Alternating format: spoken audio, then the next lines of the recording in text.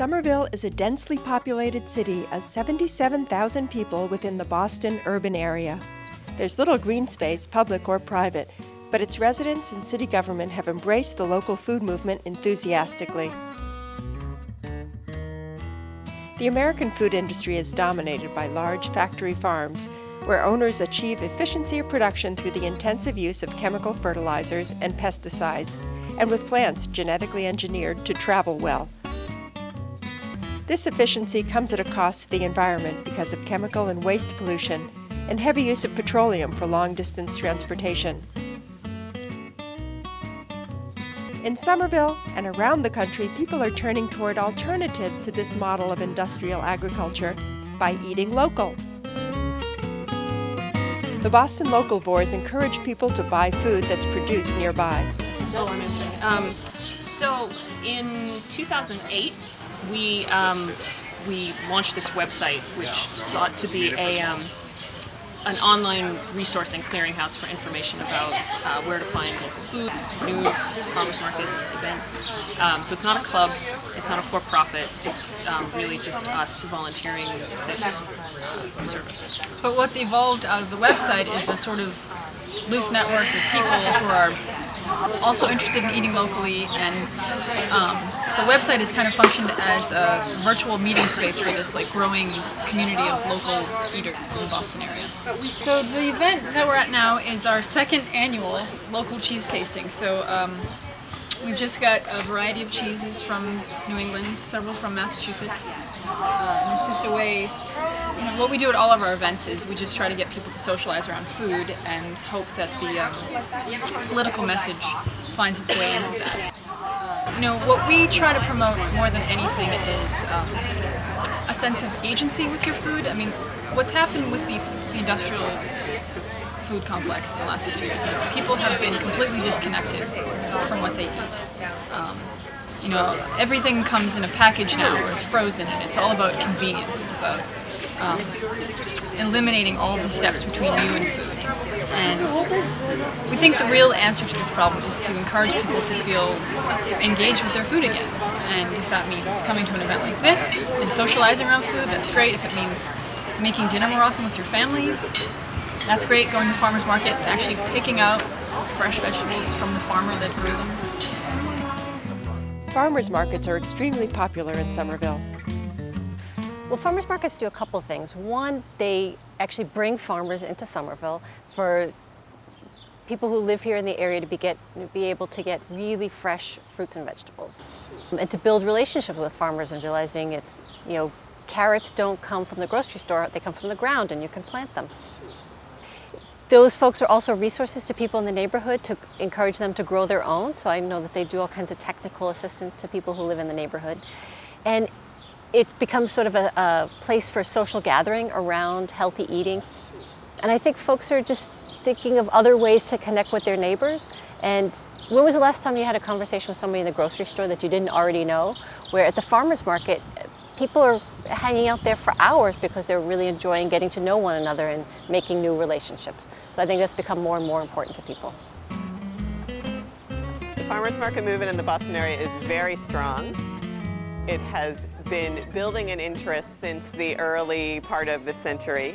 And really in the last probably 5 years, we've seen an increase statewide of about 100 farmers markets. Many of those are located within 128, and many of those are located in Boston, Cambridge, Somerville, Medford, sort of the close-in metropolitan ring. And so I would say 10% of our consumers here in Massachusetts are regular farmers market shoppers. That's very different than the occasional shopper, which would definitely increase those numbers. The Eat Local movement has had an incredible impact on farmers markets. People who want to be aware of the sources of their food here in Massachusetts have a few options. One of them is farmers markets, another is CSAs, another is going out to the farm and picking for themselves at a pick your own operation or at a farm stand. And then there are certainly stores, both small stores and chain stores, that carry local food. But in terms of a convenient, regular daily option that offers local food that you can just go and pick up on your lunch break or after work. Farmers markets seem to really be one of the most popular ways to get local food into people's homes and into their diets. So we've been thrilled about the national movement and the way that it has particularly taken root here in New England. At the farmers markets in Massachusetts, we have a variety of farmers using a variety of methods. Some of them are 100% USDA certified organic. Enterprise is a great example of that.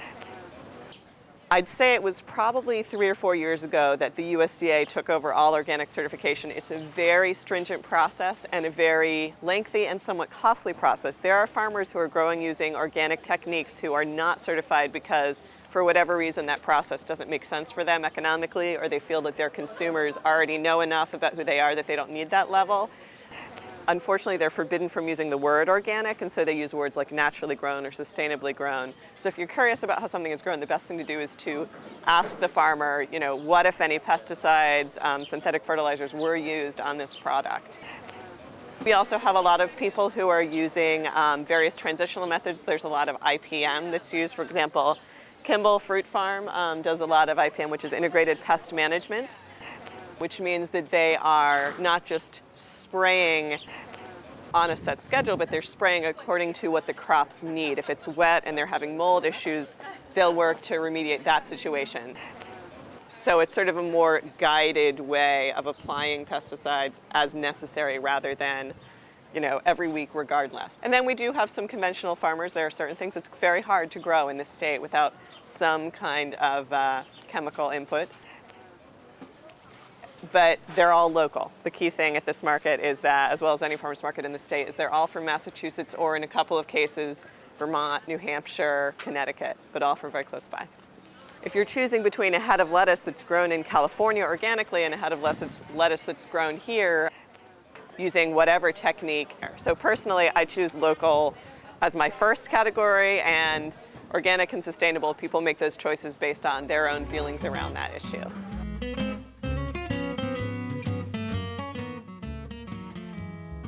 Somerville restaurants are also getting into the act because serving local products brings in diners. Well, we like to incorporate local foods whenever possible. I'm always interested in seeing the source of where our food comes from and following it right to the table. And I think you get a better finished product that way. I think when people know where their food's coming from, it's always a healthier way to go.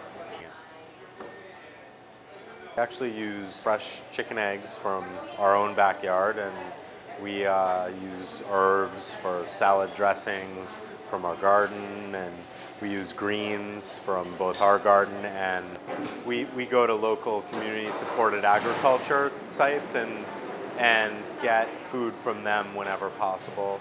Sometimes it can be cost prohibitive, but we try to do it as much as we can. I know we have a following for our backyard eggs. So these are a local egg and a not so local egg, and there's not too much difference. The big difference, other than maybe the occasional feather stuck to the local egg, the big difference is in the cooking of the egg, and when you crack it, you can really see the yolks are much brighter in the local eggs.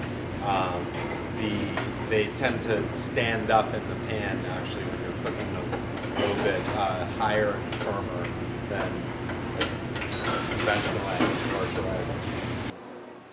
Being a Somerville business, I really enjoy doing business with other local businesses in the area.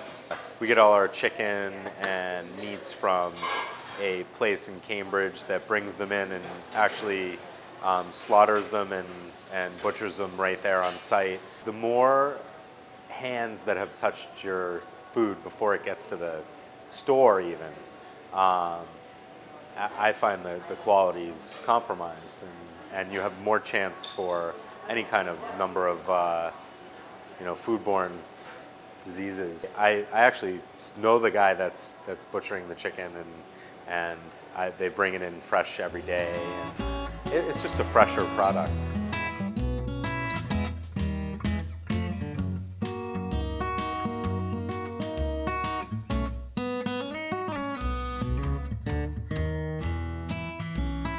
Community gardens are small, city-owned parcels of land tucked into neighborhoods that have been turned into garden plots.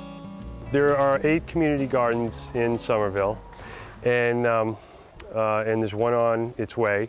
There's one being developed right now. It's under construction on Albion Street. And essentially what it consists of is it's a community garden for Somerville residents. And people that are interested in community garden would call me or email me. The contact information is on the city website.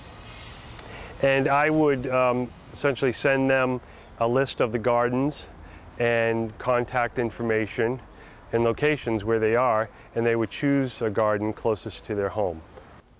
They would contact the local coordinator of that community garden and get their name on the wait list, because there is a wait list for all the gardens in Somerville.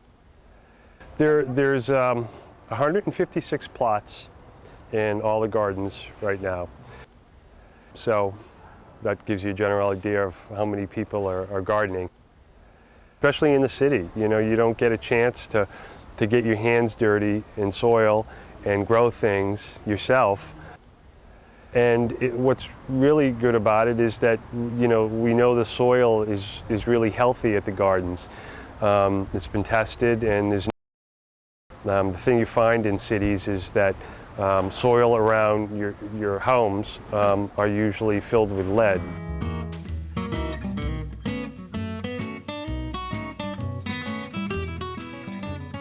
I've got this plot for 4 years now, and I'm very happy having it. I enjoy seeing plants blooming in my garden, and every day, starting in July, I can pick up my own tomatoes and cucumbers and herbs I have all over the year. I learned how to garden when I was a child. I grew up in the countryside in Romania, and there we had a huge garden. And I was too little to do it by myself, but I watched and I learned, and now time's come to apply it, what I've learned there. And then I just bought some seeds and look on the package.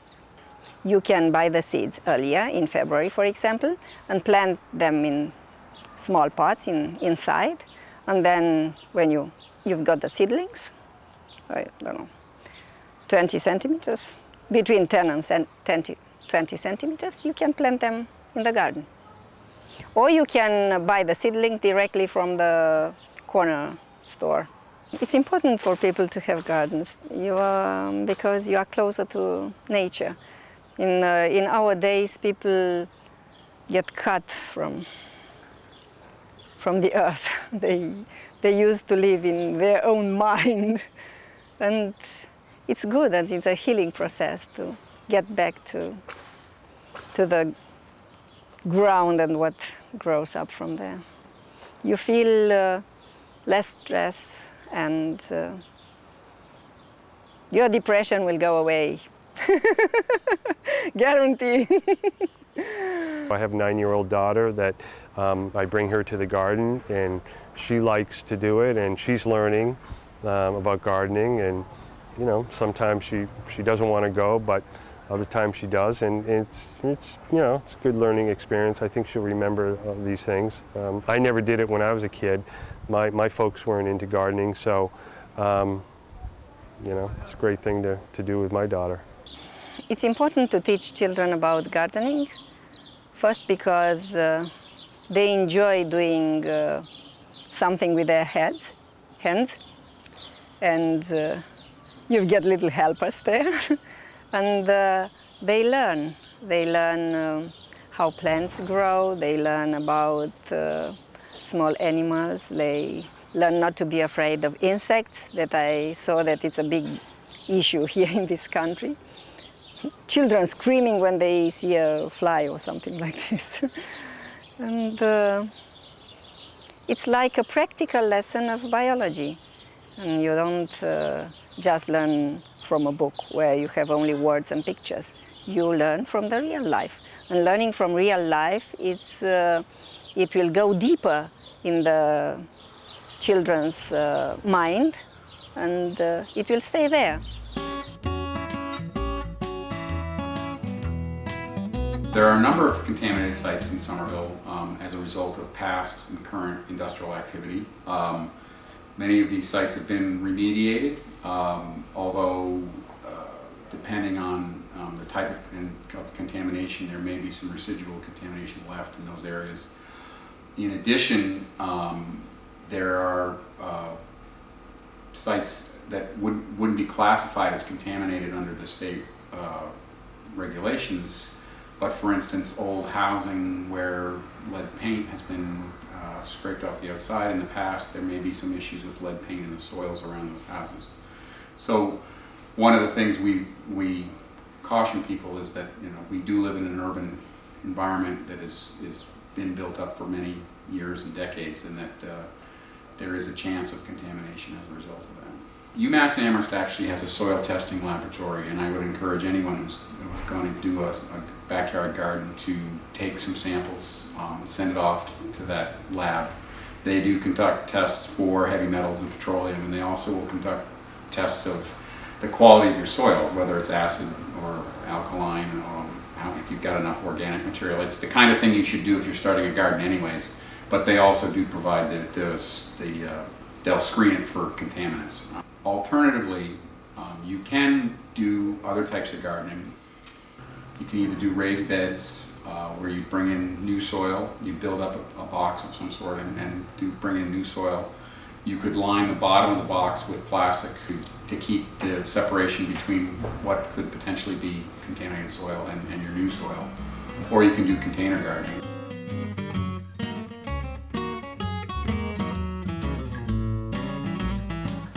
The business that I've started over the past 2 years is called AgriPods. Small 2-foot by 3-foot container that's delivered to your home, and it's a raised garden bed that I've designed to grow vegetables, produce, and fruits, and for a cutting garden for herbs and things like that.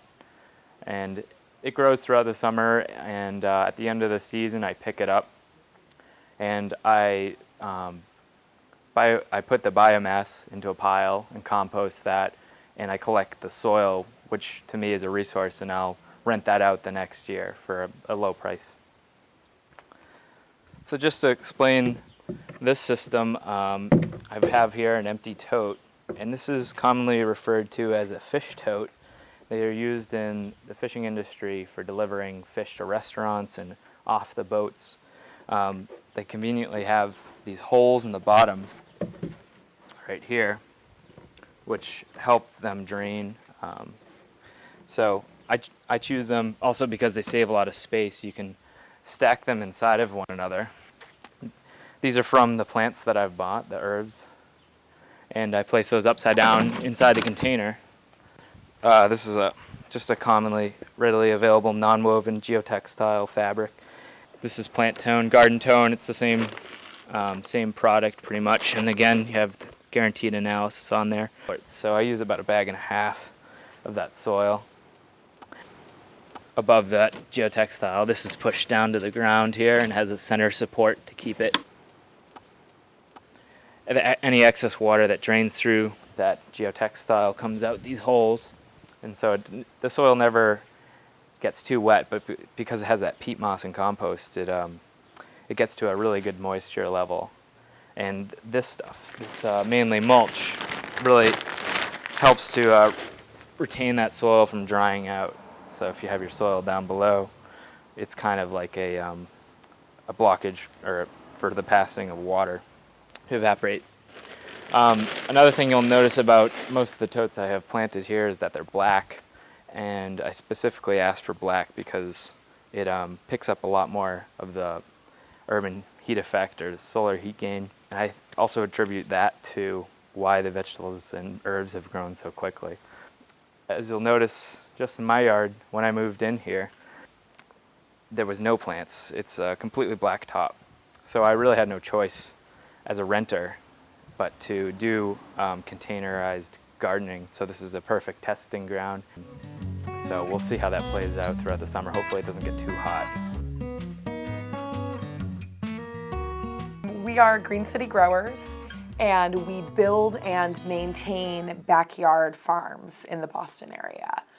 We go into your yard and we build and install raised beds, which we also offer a service that we maintenance them for people as well and do all the work. So it's kind of a sliding scale depending on how involved people want us to be and how much knowledge they have, kind of pre-existing knowledge about gardening and growing food. And we try to help every step of the way, be that us taking full responsibility for the farm and doing all of the work, or just having a tutorial or consultations on a regular basis with our clients and getting them growing food from raised beds in their yard. We build raised beds primarily because you don't have to deal with issues with soil toxicity. 8 out of 10 times in the Boston area, there are problems, be it some sort of runoff or lead in the soil. We bring in all of the soil mix. Everything is chemical free and certified. And we also use raised beds because they're a very efficient way of producing food. They keep the soil warmer, and we use the square foot gardening method. And we do a lot of succession planting as well and companion planting. And the raised beds are a very easy way to keep that organized and to yield a lot of food from a small space. But I saw Food Inc. last week. And also, as of today, there was another beef recall for a potential E. coli breakout. And it's stuff like that is focusing on the industrial food system and how unsure people are of the quality of the product that they're getting, and that I think that people are getting very fed up with the way that the food system's working in this country. People are getting sick from it. It's not just you're getting a poor quality product. It's actually becoming dangerous, and food shouldn't be treated on a large scale. And I think that people, because of that, are looking local. It is not necessary to grow your own when there are organic farms in Massachusetts eager to sell directly to consumers in urban areas through community-supported agriculture. So basically you buy into the idea of local farming by supporting them ahead of time. So typically you try and pay well in advance of the season so that they can afford to buy their seeds and any supplies that they need beforehand. And then you reap the bounty of the harvest at the end of, at that when they do the next year for their season. And it's a good way of supporting a local farmer because you get that local connection of having veggies and stuff from Massachusetts. And I mean, even though it's an hour and a half away, I think it's an hour and a half, Granby, Mass. It's probably the closest you can basically be and get really good veggies, in the heart of Boston that are local from Massachusetts. And so, I mean, for me, what that means is I don't shop at the grocery store in the summertime, essentially. I mean, I come there and I'll pick up my basics like my rice and my beans and so on and so forth, but I don't even go to the grocery store anymore. I walk in and I'm like, what is this? If you're really committed to eating organic food, it's not just about local, but also about organic, because you can do that without spending as much money as if you were going to shop at Whole Foods or at Shaw's. And also, that the produce is not being shipped from many miles away. And they do a income sensitive plan as well. So, and that's basically just an honor system with that. So if you feel like, you want to take advantage of local organic veggies, but you really can't pay that $5.75, there are other members who pay a little bit more to subsidize, and then there's members who pay a little bit less based on income. So that is a really nice feature.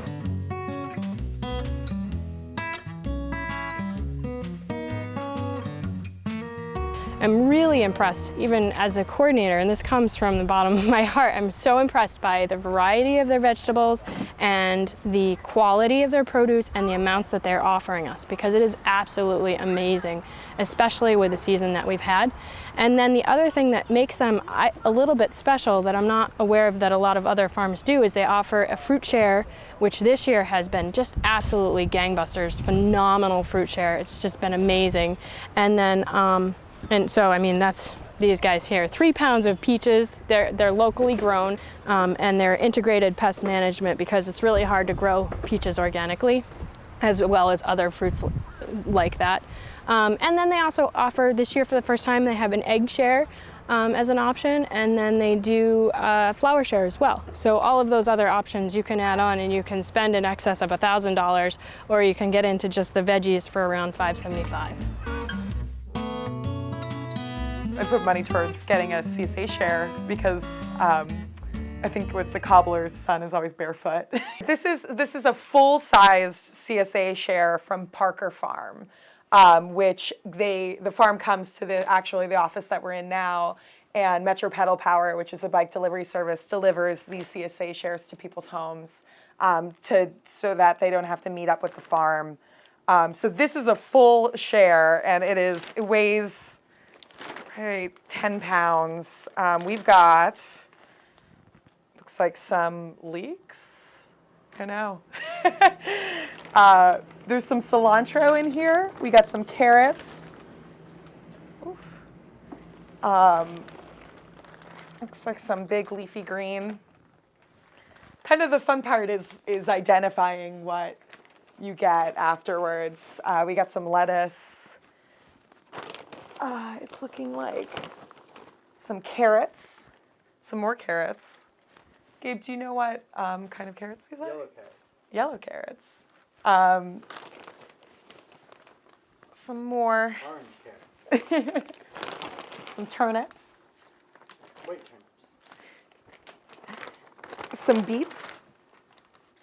Oof. Cilantro, or I think this is parsley. Some cilantro, and some peas as well. So this is a full share. I think they say that it's usually for about a family of 4. They recommend that you get a half share for 1 to 2 people. I had a half share on my own, and it was way too much food. So it's really exciting. It's farm fresh food. It comes every week, and it ends up breaking down to about $15 a week per person. Metro Pedal Power delivers CSA shares to people's homes. You can go directly to their website, which is metropedalpower.com. And they have a list of the farms that they deliver for, which is 5 different farms in the area. So there's a nice spread. We actually do a lot of work with local farms, and that's been a good part of our business. I like the farmers. It's sort of like-minded businesses. But we do, whatever needs to be delivered in the city. Wholesale distribution, we have some retail distribution clients. We actually deliver some newspapers and, just general stuff. As you can see here, these 3-wheeled vehicles that we use to make deliveries around Boston, Cambridge, Somerville. Basically, it's last mile. Stuff that's traveling in urban areas where it's dense. Generally, things are not going too far from one place to the other. And there's a lot of traffic congestion. So what we're doing is doing it with human-powered vehicles, which don't have any emissions, and are just in general like a friendlier vehicle, resulting in a happier and healthier community for everybody, I think.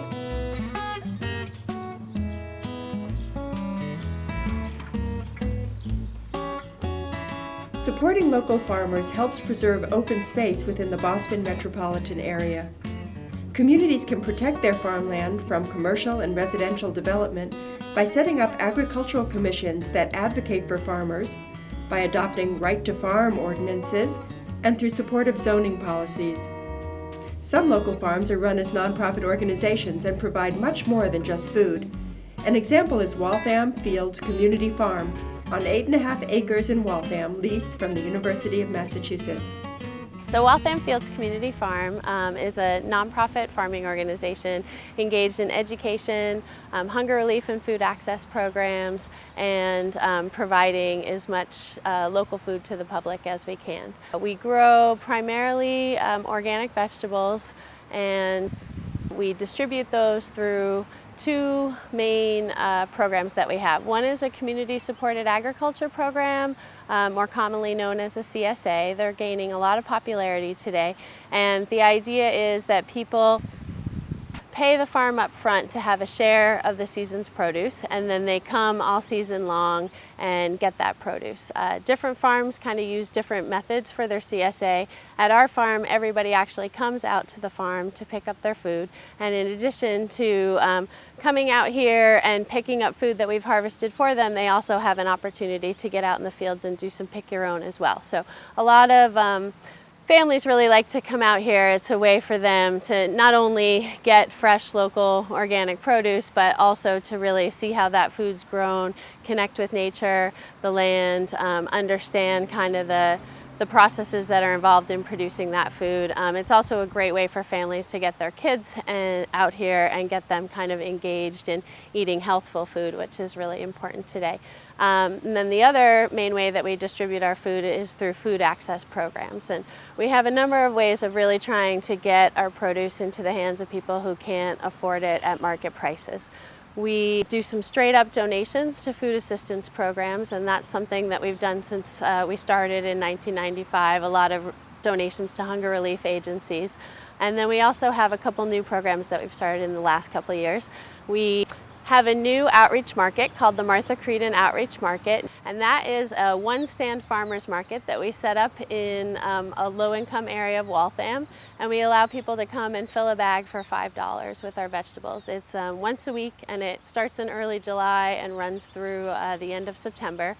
And then we have recently started some farm-to-school efforts with the Waltham Public Schools. We're doing a number of distributions, mostly in the fall months, September, October, and November, where we're harvesting certain crops that we've worked out with the food service, what is best for them, and getting them into the schools, into the school lunch programs, and partnering with a collaboration called Healthy Waltham, that's working in the schools, coming in and taking that produce and doing taste tests with it, and education and fun activities with the kids so that they can understand the connection and know what's being served to them. And then trying to do some programming where we're bringing those same school kids out to the farm so they can have an experience here too. The city of Somerville itself has also taken some initiative on that level, working with the Somerville Public Schools Food Service Department and recognizing that the bidding contract system that they have could sometimes be prohibitive to allowing local farmers to be able to gain access to those contracts. And so they've made some adjustments there that show a preference for local food and allow them to kind of get into the bidding in a way that they weren't allowed to before. So that's really nice to see. We have volunteers that every day, Tuesday through Saturday, anyone who wants to can come at 9 a.m. and between the hours of 9 and 12, they can show up and volunteer. Here's one of our volunteers right here. Hi there. I'm a school teacher on vacation, and so I've got some time on my hands. It's a nice way to spend the day. Like I say, it's a way to give back. Harvesting is always the most fun. Planting's not too bad. Weeding is something you just have to do, but it needs doing.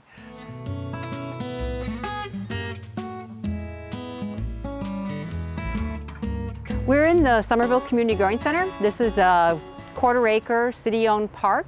It's sort of a unique open space model where the city partnered with community members to design and build and maintain a park. So this is a city space that's actually maintained by volunteers as an educational center and a cultural center and just a place to come be in a slightly unique urban setting. We like to demonstrate things that can grow in Somerville.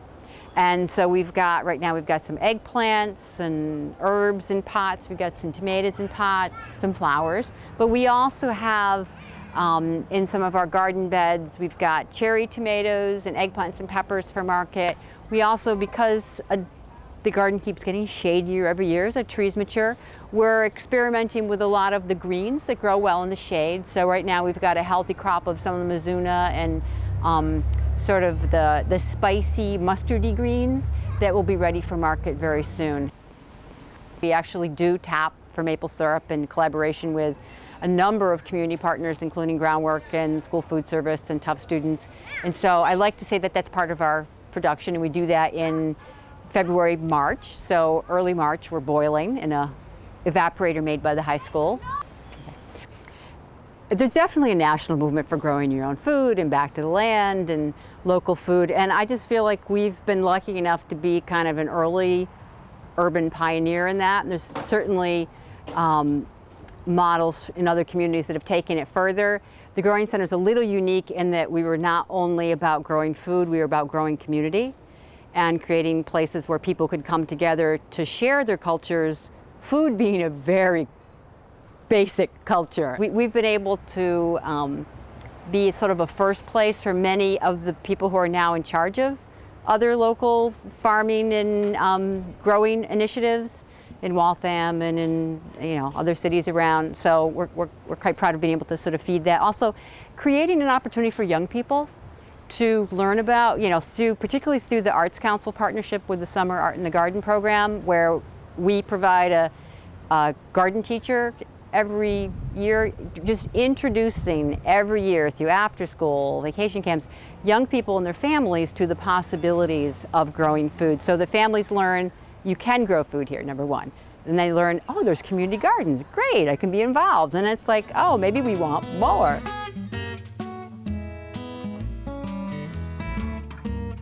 Right now I'm working here at the Growing Center with Groundwork Somerville's Green Team and Garden Youth Crew.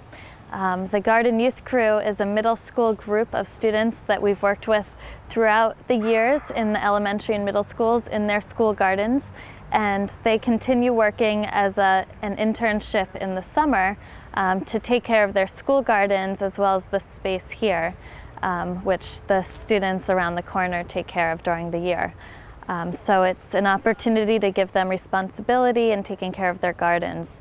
The Green Team is an environmental jobs program, and those are high school students from all the schools in Somerville and a couple of schools from outside of Somerville. They're coming from all different backgrounds and neighborhoods in Somerville, coming together to work on two crews. The one crew I'm working with today is the Urban Agriculture Crew, so they also work alongside the Garden Youth Crew Tuesday, Wednesday, and Thursday in 9 school gardens and the Growing Center garden, growing food that we bring to the Grown in Somerville booth at the Union Square Farmers Market. They serve as mentors for the middle schoolers. A lot of those middle schoolers are just still learning English and have just recently moved to this country, so they also serve as translators and teachers to those students during the time that we're here. The sustainable landscaping crew is doing landscaping projects with the Somerville Housing Authority at Clarendon Hill Towers, as well as the Mystic Housing Authority site. And the Green Team is paid hourly for all of their work. So they're paid a living wage in the city of Somerville. I hope that the teens' eating habits will be affected.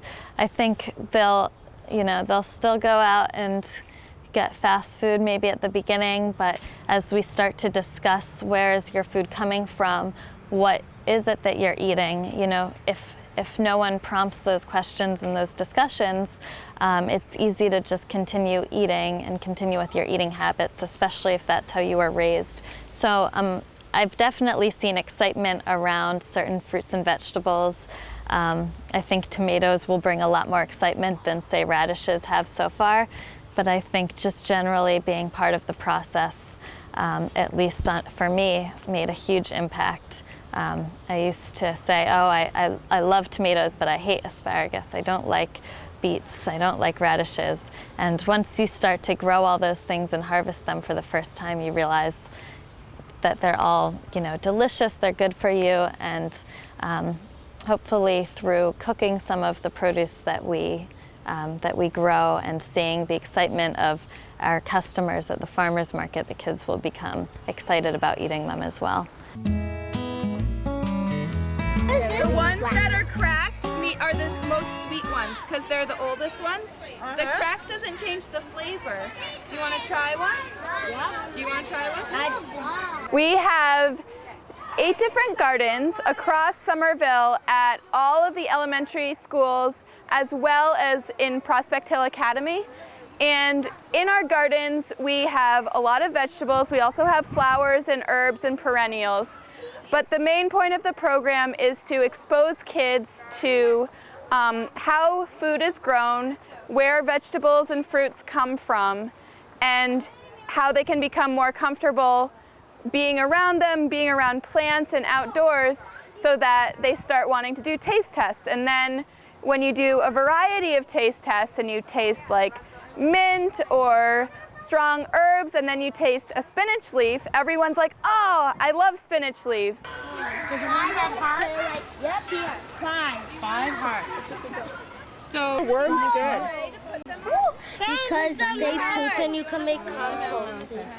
During the summer, we have a garden youth crew, which is middle schoolers that help maintain our gardens. We also have a green team, which is high schoolers who are paid to do environmental stewardship activities and work projects throughout the city of Somerville. My name is Sal. I'm with Groundwork Somerville, and I'm the assistant coordinator of the green team this fall. And I'm just volunteering and helping out my friend Ty with working with kids and doing some fun garden work. I really enjoy this. During the school years, we have gardens clubs. We open up the gardens for recess and for work days like today. And then we do taste tests and eating. We do a lot of cooking in our garden clubs. So we integrate it whenever we can, but they're definitely learning gardens. So we aren't feeding the whole cafeteria every day. A lot more cities are adding in school gardens curriculums in the schools. They're finding ways to add it to extracurricular activities in the schools and to integrate more harvest and more local food into the cafeteria. The school department has embraced the local food movement because we're able to bring a fresh, high-quality product to the students, and we've really found that it's been also cost-effective, and that's really one of the things that's really helped us. And we really found that the children eat more product, but we have engaged the children in the local foods movement too, and they identify the foods now. We've brought in the farmers from the farms, so that the children, I think, are really starting to really value food, and especially locally grown food, and it really tastes better. What we do is we bring in local corn from Lanny Orchards. Our big issue was how are we going to get all this corn shucked in order to serve it for lunch. We bring it into all the elementary breakfast programs, and we shuck corn at all the elementary schools, and we also shuck corn at the elementary schools for Somerville High School, so the entire district gets fresh corn on the cob for lunch. And we serve it to every student, whether they get lunch or not today. So it's really nice, it's a really fun day, and it's a lot of fun for the kids.